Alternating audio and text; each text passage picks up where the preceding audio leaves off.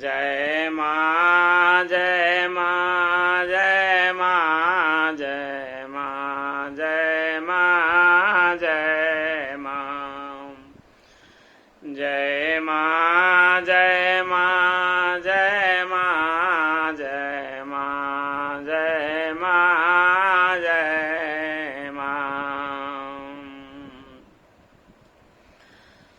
तु जन मन मंजू मुकुर माल हरनी, जन मन मंजू मुकुर मल हरनी, अकिए तिलक गुण गण बस करनी, किए तिलक गुण गण बस करनी। जन मन मंजू मुकुर मल हरनी, किए तिलक गुण गण बस करनी।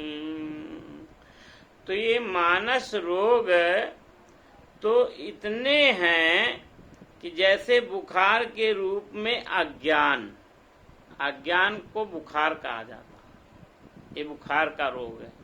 इसी तरह कलंकित जब होते हैं तो ये भी बुखार ही है, नाना प्रकार के बुखार भी होते हैं। तो ये जो रोग हैं, इन रोगों को दूर करने का जो उपाय बताया गया है, यानी कि प्रभु की कृपा, चरण कमलों की रज और भक्ति प्रेम का, यानी जड़ी बूटी शहद में लेकर के और दूध में लेकर के सेवन करना है।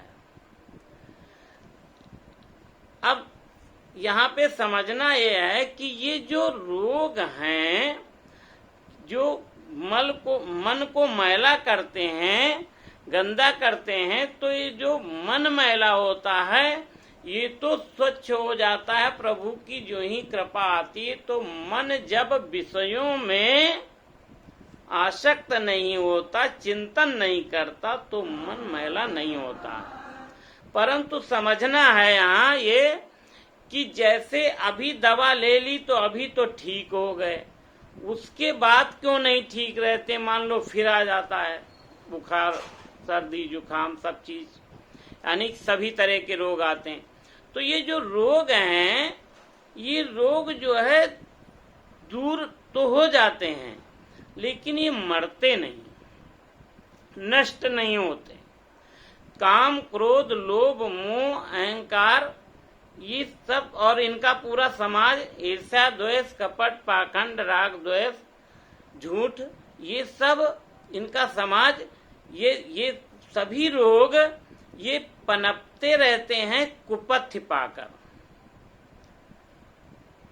जान्यो ते छीजई कछु पापी, नाश न पावे जन परितापी। इनको जब प्रभु का ज्ञान मिल जाता, गुरु जी का, तो जान जाते हैं जब हम इनको रोगों को, तो ये कुछ कम तो हो जाते हैं, लेकिन ये नष्ट नहीं होते हैं। और नष्ट क्यों नहीं होते? क्योंकि विषय कुपथ्य पाई अंकुरे, यानी जो ही फिर विषय कोई कुपथ्य भोजन करेंगे, गलत तरह का भोजन फिर हुआ, तो ये फिर पनप जाते हैं। विषय कुपथ्य पाई अंकुरे, मुनियों हृदय का नर बापुरे, यानी मुनियों के हृदय में भी ये विषय जब फिर से अंकुरित कर देते हैं कोई कुपथ्य पाकर, तो मुनि लोग भी इस रोग से ग्रसित हो जाते हैं, और कई बार हुए हैं। अच्छा, तो ये नष्ट क्यों नहीं होते हैं और कैसे नष्ट हो सकते हैं? तो ये नष्ट इसलिए नहीं होते क्योंकि ये काम, क्रोध, लोभ, मोह, ये सब जो है, ये जो है त्रिगुणमयी माया के ही हैं, जैसे सतगुण, रजगुण, तम गुण के हैं। और ये जो है शरीर के अंदर से जब गुरु जी कोई ऐसे आ जाते हैं, हनुमान जी आएंगे तो ये डर जाते, भाग जाते हैं। शिव जी आएंगे, उनसे डरते इसलिए हैं क्योंकि वो तो गुरु जी इस तरह के हैं कि वो तो फिर भस्म कर देते हैं। तो उनसे फिर से कृपा पात्र बन के और फिर से वरदान ले लेते हैं, तो फिर वो जिंदा करते हैं। तो बेहतर यह है, अच्छा प्रभु जी की जो भक्ति, प्रभु जी जो गुरु हैं, तो प्रभु जी की गुरुता ऐसे हैं जैसे भक्ति, प्रेममयी भक्ति, तो उनके ये बस में रहते हैं, उनके ये बस में हैं, उन माँ के बस में रहते, भक्ति माँ के ये बस में वो रखती हैं इनको, वो स्वतंत्र है ना, इसलिए ये रोग कोई काम नहीं कर पाते। अच्छा, ये चले कहाँ जाते हैं? चले ये जाते हैं जैसे शरीर में आते हैं तो शरीर को कष्ट देते हैं, उसी तरह से ये तत्वों के विषय है ना, आकाश, वायु, अग्नि, जल, पृथ्वी, यानी कि ये तत्वों के विषय ही हैं, ये रोग हैं जो। और तो ये जब बाहर रहते तो बाहर जो सभी तत्व हैं उसमें विचरण करते रहते हैं, ये डर जाते हैं, तो ये अंदर ना आने पाए, इसलिए प्रभु की कृपा आपको हर समय चाहिए होती। यानी एक बार पा लिया, साफ हो गया, शरीर की शुद्धता आ गई, तो बार बार अशुद्ध ना होने पाए, इसलिए उसको रोकना भी, स्थिरता भी तो चाहिए बुद्धि को। तो स्थिरता के लिए कहते हैं प्रभु को निरंतर भजो। तो निरंतर यदि भजेंगे और निरंतर प्रभु की रज लेंगे और प्रभु की कृपा वाणी का प्रसाद लेते रहेंगे तो शुद्धता शरीर की बनी रहती है।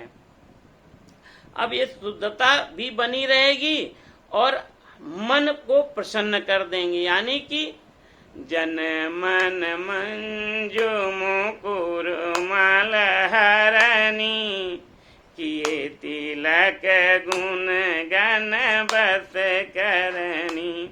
तो मन तो प्रसन्न हो जाएगा, मैला जो मन हो जाता है तभी होता है जब ये दोबारा आने लगते हैं, तो आने ना पाए, जब हम स्मरण करेंगे प्रभु का तो ये नहीं आएंगे दोबारा।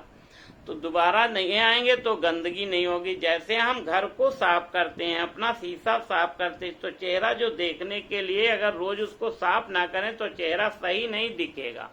उसी तरह से मन भी है, मन में अगर ये दोबारा विचार आए गलत तो मन मैला हो जाता है, मन जो है शुद्ध नहीं होता है। और तिलक करने से, किए तिलक गुणगण बस करनी, तो ये गुणों को बस में कर लेती। तिलक क्या? अगर प्रभु की चरण पादुका चरण अगर यहाँ मस्तक में निशान लगा लो, स्मरण कर लो, तो भी ये रोग पहले से देख करके ही नहीं आएंगे। बोलो जय सिया राम।